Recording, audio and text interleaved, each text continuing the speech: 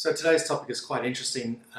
Before I start, I want to say congratulations to a young couple, Jordan and Shelby, who allowed me the privilege of assisting them with helping them buy their first home loan.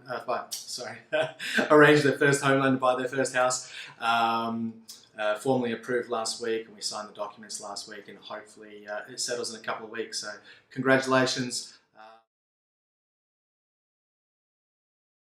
This morning I wanted to talk about obviously a little bit of education around finance. There was an interesting article I read the other day, or actually yesterday, in one of our industry magazines, and it talked about how Aussies are struggling to grasp mortgage jargon. It's hard enough working in a bank when you've got 200 different acronyms floating around.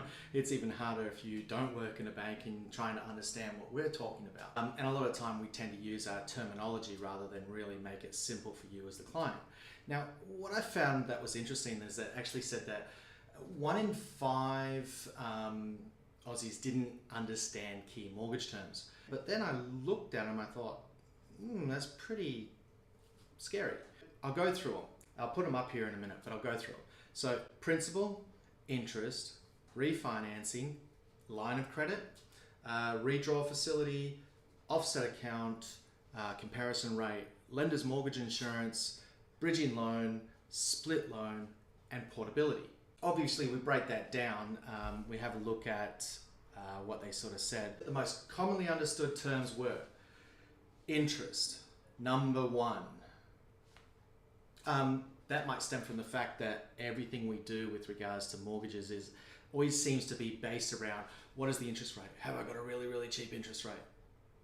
It's not always the interest rate that drives a good product.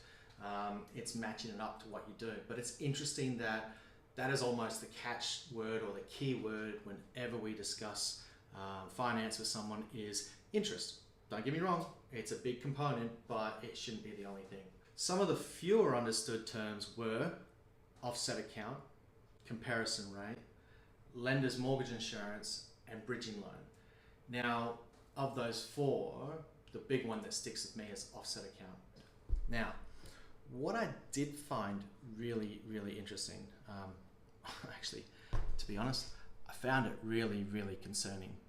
All right, and that is, of those respondents, the respondents under 35 were actually more likely to struggle with a lot of those terms. Here's an interesting point that they raised.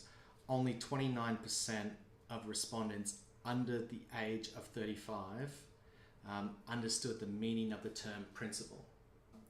54% of the respondents over 35 understood the same term principal. So it's really, really important that when we sit down with clients that we actually do touch on those things, which is what we do. I'm not interested in talking about a product. A product is a product. A mortgage is a mortgage. It doesn't matter what you call it. You pay a fee for the privilege of having the house now or the money now, rather than saving 30 years or 5 years for a car or whatever it might be. And that's the crux of it. So how you package it, how you brand it, what you call it, and all the pretty bells and whistles doesn't really mean a lot. What really means the most is what you understand about it, what you understand about what it's trying to achieve for you, the risks, the pitfalls, how to manage it, and how to get rid of it. And that's really what it's about, education of finance. That's what we do. Products are products. You can find them on the internet, you can find them everywhere else. The reality is, you can't find good advice on the internet. It doesn't exist. You have to speak to someone who knows. Real solutions for real people. That's me. Have a great day. We'll speak to you soon.